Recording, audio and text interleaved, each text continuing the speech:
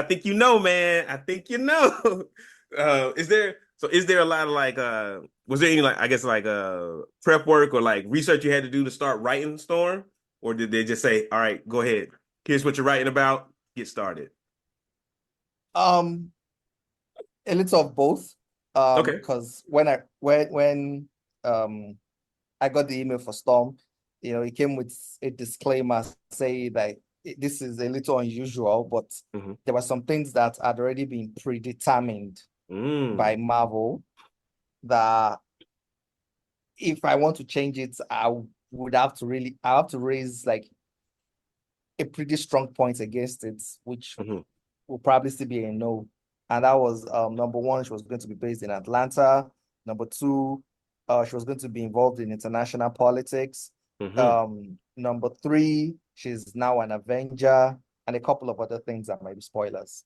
Okay. And so I had that, then go.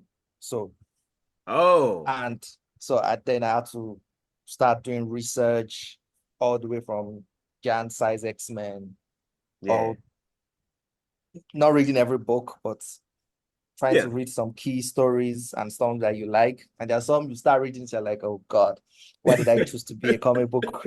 Why did I choose to be a comic book writer? This is really hard to get into, man. Yeah. Yeah. And some are like digging it, you're like, oh yeah, this is nice. This is nice.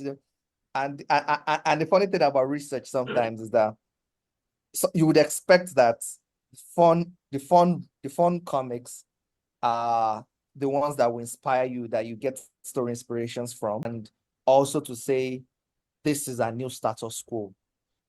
She is super rich now, super rich, super Oh, powerful.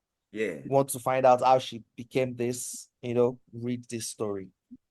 So Okay. those are the multiple jobs that single page does.